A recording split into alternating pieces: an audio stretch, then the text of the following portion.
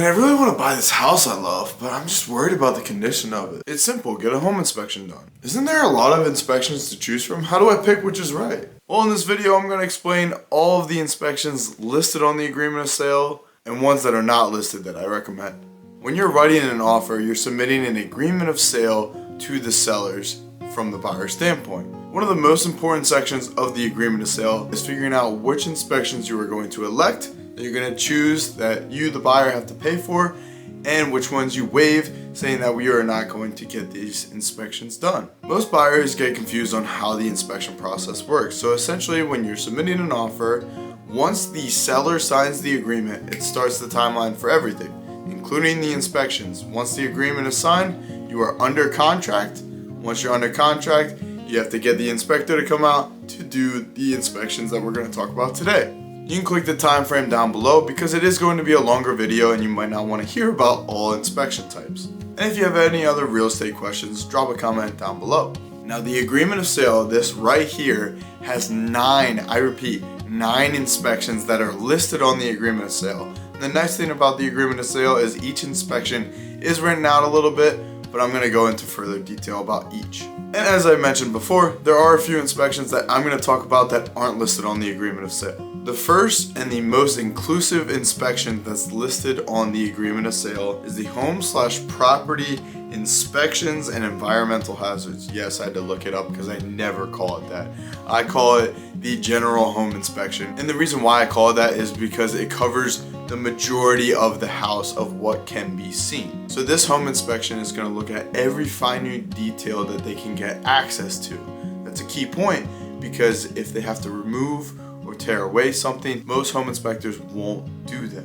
And this home inspector is going to go from the bottom, your crawl space or your basement, to the roof of the house to test everything in and outside of the home. They're going to see if there's, faulty wiring.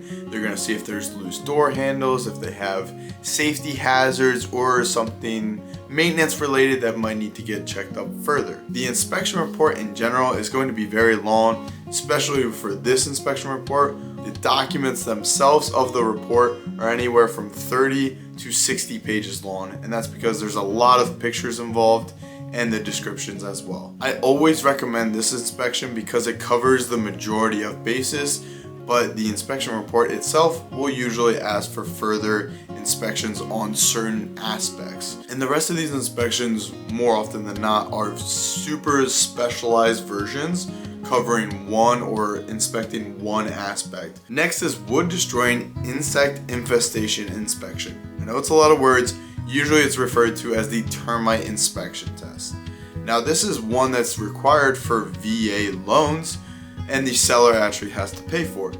But if not, if you're using a governmental or a conventional loan, you may request this inspection as well. And these inspections typically look at the foundation of the house and they look for any evidence of past or current termite damage or visibility that they are still active. Now, the next one is deeds, restrictions, and zoning. To be honest, this rarely ever comes up for someone to elect this inspection. And the reason why is because it's one of the few inspections that can be done by you, the buyer, and the buyer's agent. You don't necessarily need a qualified professional to do this type of inspection. Usually you're doing this inspection if you have current concerns or questions about the zoning classification of the property you're about to be purchasing. Really, the only example I see is when people are buying multifamily properties and making sure that it is zoned correctly to rent out multiple units at once. The water service inspection is a broad title for a specific reason.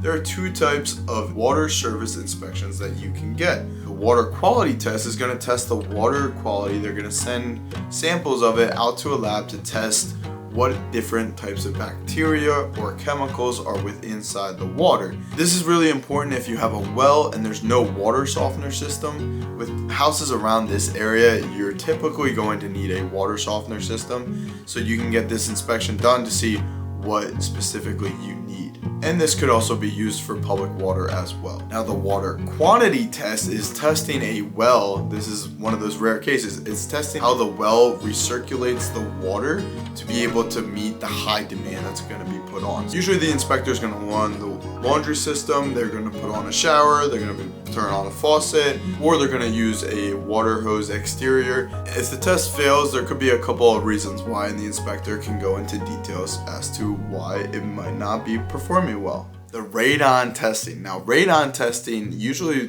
tests a basement or crawl space and potentially a first floor as well to see what the radon levels are. Now you can look up what radon really is, but it is negatively affecting the health of humans to be surrounded by high amounts of radon. The good thing is, even in the agreement of sale, it lists right here what the measures are for the acceptable amount of radon. Now, if this test fails, this is one of the best ones to fail, and because a radon system to implement is one of the cheaper systems to implement, where if you fail a septic system, which I'm going to go into, if you fail that, that's usually $20,000 to $30,000 depending on the size of the tank and the home. So this one is usually about $1,500. Prices may change, but it's not as bad of a system to install. So I do see from time to time people do these radon inspections after they close on their home. Because the thing with buying a home, especially if you're in a competitive market, the more inspections you do is better for the buyer, but worse off for the seller, because it's more rationale for the buyer to back out of the deal or request them to repair it or money off of the transaction. So it's a fine dance of doing the inspections so you, the buyer, feels comfortable moving forward and not asking for every inspection under the sun. Now we're talking about the sewage systems. On-lot sewage inspections. So this is where you're doing with drain fields and septic tanks for private systems. It's one of the few inspections where the seller has to provide both access readily available for inspection, and they have to provide the water needed for the inspection of the sewage system. This inspection type also has two different types. So there's the visual aspect of it, which is simply looking at the liner and looking at how the system is going from a visual standpoint. And then there's also the second one, which is called the hydraulic load test, which simply, like the well inspection, testing how well it does under high stress, you're doing the same thing with the sewage system. You're going to be running the laundry as well to make sure that the water's pouring out. Same with a shower, and you're basically putting a bunch of sewage water, running toilets or whatever the case may be, on the system, and they see what it looks like after 24 hours. Has the water effectively gone to the drain field, or is the grass around the system very wet and it did not absorb properly?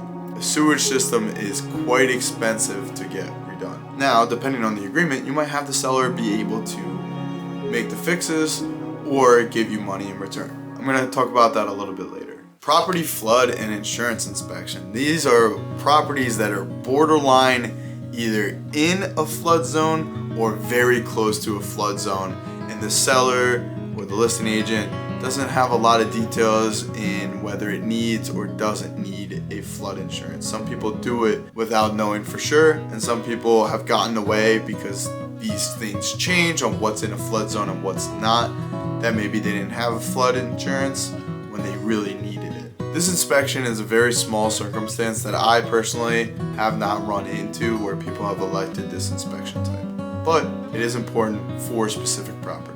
Property boundaries. Now, property boundaries is an interesting inspection because in the state of Pennsylvania, there is not a surveyor who surveys the land throughout the transaction. So there's not a clean surveillance done of the home when it's being transferred. So there can be uncertainties on exactly where the property lines are. So this would be one of those options where you could elect this and could elect a surveillance to be done.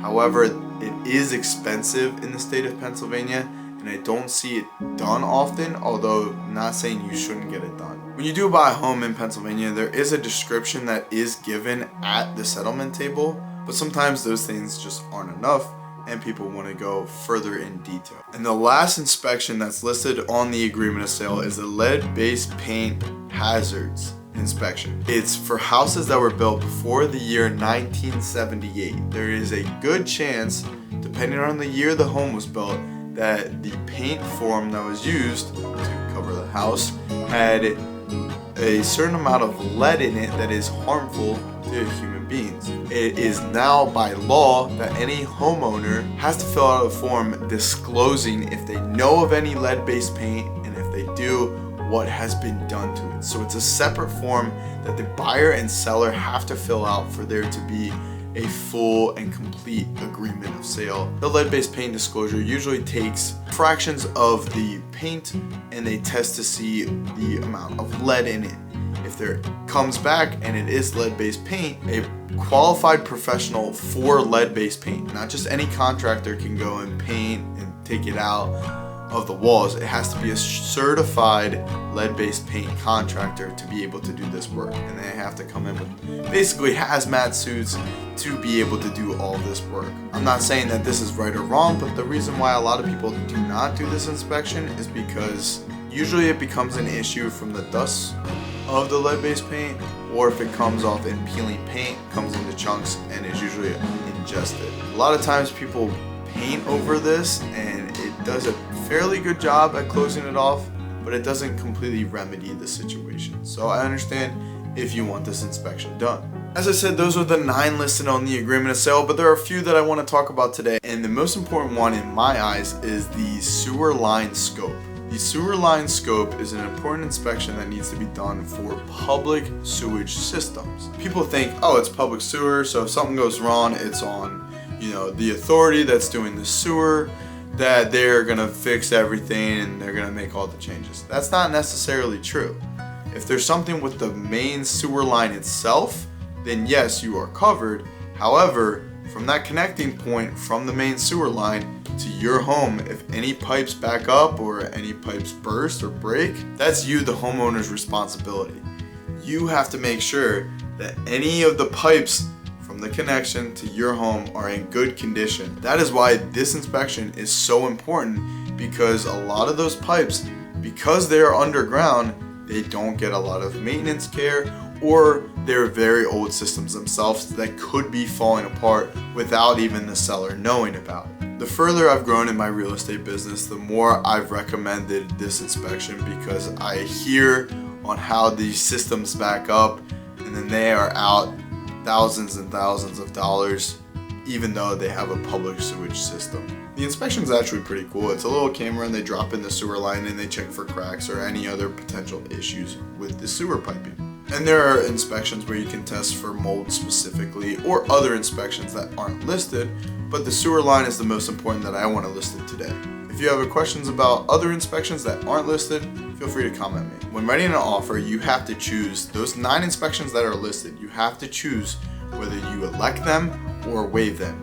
You have to, in order for it to be a complete offer that's written to the sellers for them to accept, you have to have all these 9 either elected, saying that you, the buyer, are going to pay for these inspections and that they're going to be done in the time mentioned in the agreement, or you are going to waive them, saying that we are not doing these inspections and we are comfortable moving forward with the purchase of this home without doing that inspection. What other real estate questions do you have?